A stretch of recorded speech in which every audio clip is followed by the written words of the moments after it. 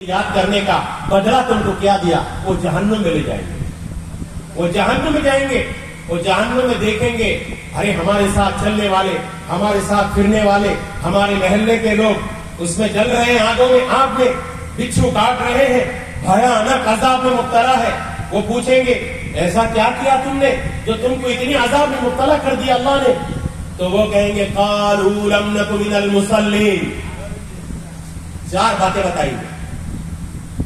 لم نک من المصلین، ہم دنیا میں مصلی نہیں تھے، مسجد تو بنا دیا شب بھر میں، ایمان کی حرارت والوں نے، من اپنا پرانا پاپی تھا، برسوں سے نمازی بننا سکا۔ علامہ اقبال فرماتے ہیں کون سا محلہ میں مسجد نہیں ہے، کون سا بازار میں مسجد نہیں ہے؟ ہماری نوگاؤں شہر الحمدللہ الحمدللہ ہر گلی نکڑ میں ہماری مسجد ہے، اور بہت اچھے انتظام کے ساتھ۔ ہم ادھر سے گزرتے ہیں تو مری کمل مسجد ہے، بائیں طرف جاتے ہیں تو امین پٹی مسجد ہے، ادھر جاتے ہیں ڈھاکہ پٹی مسجد ہے، کوٹ کے پاس جاتے ہیں سیکیا پٹی مسجد ہے۔ کہاں نہیں ہے، کہاں نہیں ہے؟ اور تھوڑا آگے جاؤ فوجداری پٹی مسجد ہے۔ ہم جہاں جائے نماز پڑھ سکتے ہیں، محلے محلے میں مسجد ہے، لیکن اذان مغرب کے وقت اس شہر کے اندر 90% مسلمان بازار میں ہوتے ہوئے مسجد میں نہیں جاتے۔ وہی لوگ کہیں گے لم نک من المصلین، اے میرے بھائیو ہم دنیا میں سمجھتے لیکن جو ہے نا مصلی نہیں تھے، نمازی نہیں تھے۔ ولم نک نطعم المسکین، بھائی بڑے بڑے بکروں کے ٹانگ کھانے والوں سن لو، سن لو، کہتے ہیں کہ ہم تو اپنے پیٹ سیر ہو کے کھاتے تھے، لیکن مساکین غربا کے بارے میں ہم کبھی نہیں سوچتے تھے۔ بڑے بڑے دعوت کرتے ہیں ہم لاکھوں روپیوں کی، لیکن اس دعوت میں کوئی فقیر بھولے بھٹکا آ جائے تو اس کو ہم نکال دیتے ہیں، ہٹو دنیا سے، اس کو نہیں کھلاتے۔ ہم اسٹیٹس سے جو ہے نا ہمارا اسٹیٹس خراب ہو جائے گا، ہمارا دعوت برباد ہو جائے گا اگر غریب کو کھلا دیا۔ ایسے تھے ہم، اس لیے ہم کو اللہ نے جہنم میں ڈال دیا۔ كنا نخوض مع الخائضین، ہم دنیا بنانے کے چکر میں، ایک دکان ہے دو دکان کے چکر میں، ایک زمین ہے دو زمین کے چکر میں، ایک بلڈنگ ہے دوسرے بلڈنگ کے چکر میں، یہ بس نہیں ہوا، بس نہیں، اور کرتے کرتے ہمارا کیا ہوا؟ اسی مشغولیت میں زندگی گزار دی ہے۔ اور وَكُنَّا نُكَذِّبُ بِيَوْمِ الدِّينِ، ہم کہتے ہیں زبان سے کبھی خیانت کو ہم انکار نہیں کرتے، عمل سے کرتے ہیں۔ میرے والد نے مجھے 100 روپیہ دیے، بیٹے 50 روپیہ کا سیب لانا اور 50 روپیہ کا کیا کرنا تم بسکٹ لا لینا۔ میں وہ 100 روپیہ لیا، لے کے بازار میں آیا اور بازار میں 50 روپے کا رسگلہ لیا اور 50 روپے کا سموسہ لیا۔ اب بتائیے کیا میں بابا کے فرما بردار ہوں یا نافرمان ہوں؟ یقیناً نافرمان ہوں، اس لیے کہ جو چیز بتائے وہ لے کے نہیں گیا، دوسرا چیز لے کے گیا۔ اللہ نے ہم کو جو کرنے کے لیے کہا وہ نہیں کیا، ہم اپنے مرضی سے شروع کیا۔ دین مرضی سے نہیں چلتا، دین مرضی کا نہیں ہے، کسی کا باپ کا اجارہ نہیں ہے کہ ہم اپنے مرضی سے لبرل طریقے سے جو ہے نا دین مانیں گے، کچھ مانیں گے۔ افتؤمنون ببعض الکتاب وتکفرون ببعض، ہم جو پسند ہے وہ مانیں گے، جو پسند نہیں وہ نہیں مانیں گے۔ حتی اتانا الیقین، میں نے کہا تھا توبہ کریں گے، کل کریں گے، آج کریں گے، یہاں کرتے کرتے یقین سے مراد موت آ گیا۔ موت دنیا میں آنے کا سیریل ہے، دادا آئے، پھر باپ آئے، پھر میں آیا، پھر میرے بیٹے، پھر میرے بیٹے کو بیٹے، ایسا سیریل سے آتا ہے دنیا میں۔ ان سیریل کوئی نہیں ہے، سب سیریل سے آتا ہے، لیکن جانے کا سیریل کبھی نہیں ہوتا۔ دادا نہیں گیا، ناتی چلا گیا، پوتا چلا گیا، نواسا چلا گیا، بیٹا چلا گیا، باپ ابھی تک ٹھیک ہے۔ سیریل جانے کا نہیں ہے، اس لیے بولے موت آ گیا، اور موت جب آ گیا اب جو ہے نا وہ جہنم میں کہتے ربنا ابصرنا فسمعنا نرجعنا نعمل صالحا انا موقنون۔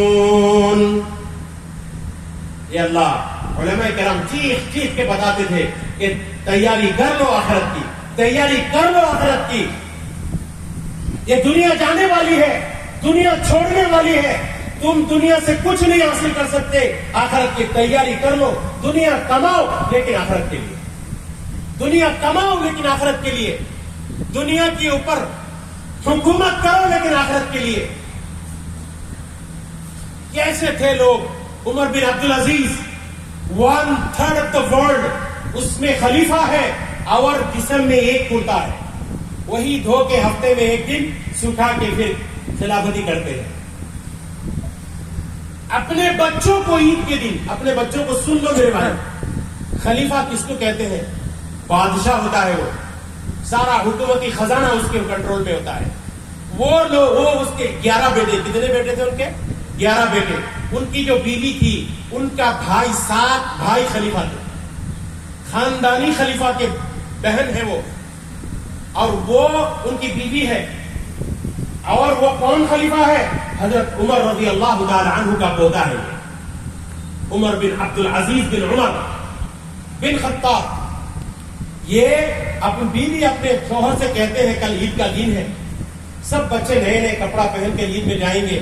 ये खलीफा है, राजकुमार है, ये पुराने पैबंद लगा हुआ फटा कुर्ता पहन के ईद में जाएंगे, कुछ बंदोबस्त कीजिए।